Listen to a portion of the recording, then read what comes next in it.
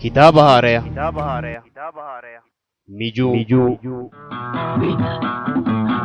Kuusaa furaa jechoota afaan Oromoo afaan Oromootiin. Oromiyaa har'aa fi boruutiif.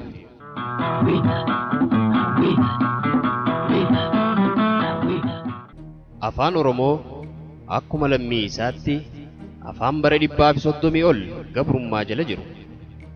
Yeroo dila kana diinni ummata isaan dubbatuun adda baasee abbaa dhorkee ajjeesuuf ijibbaata cimaa godha as ga'e.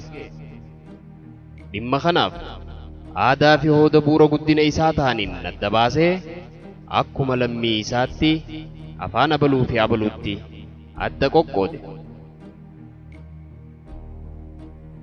Kana malees ittiin barreeffamuu yakkisee mi'oota sabquunnamtii irraa ittisee magaalotarraa fageessee baadiyyatti galchee afaan nama wallaalaa fi doofaatti akka fudhatamu godhe. Garuu haalli san qabsoo bilisummaaf godhamtuun irra aanamee afaanichi du'a jalaa bahee gufuu garaagarummaa tan jidduutti uumamte firraa mancaasee har'a bara 2018 alagaa isaan dubbatan biratti lammii miliyoona 60 oliin falmatamaa jira. Akkuma keessa jiru kanaan afaan Oromoo baay'ina lakkoofsa lammii isa himataniitiin afaanota Afrikaa 2000 ol keessaa tokkoffaan. Karaa biraatiin afaan Sawaahilii kan afaan Bantuu fi Arabaa jidduu bahetti aanee sadarkaa lammadaatti argama.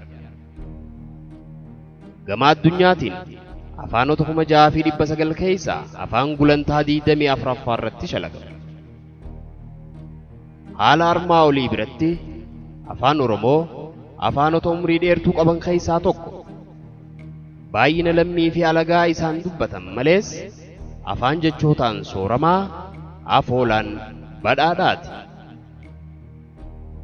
Haroo Xaanaa tan dhidhima Keeniyaa jirturraa kaasee hamma Raayyaatti tokko caalee baha Oromiyaa irraa hamma Matakkal dhihaatti namaasaa mukaa citaa uumama bahara keessaa handachii gubbaatii fi samii keessatti argaman maraaf afaan jecha liqeeffanne. San irratti qormaata sirna jireenya hawaasummaa tan jalqabaa tiifattee fi qonnaatiif afaan madda jechootaa fi qaroomaati. Haalli afaan Oromoo kan ammaa kun caba sirna gadaarraa kaasee hamma yoonaatti odoo mootummaa isa qananiiftuun harkatin. Gaafa haalli kun akkuma kanneen biraatti injifatame akkaafi sadarkaa qabaachuuf jiraatu tilmaamuun nama hin dhibu. Mijuun gumaata haala kanaati. Mijuun kitaaba durooma afaan Oromoo kan olitti ibsame kana calaqqisu. Haala kanaafis jechoota 30,000 ol suuraa dhibbootaan dabaalee taraarrii xixiqqoon fuula 900 olitti takashee dhiheessa.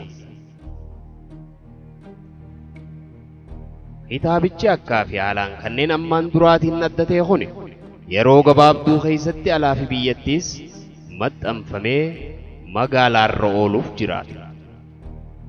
Mijuu barreessaan Abdurrashiid Abdurrahmaan yookaan Abbaa Urjiiti.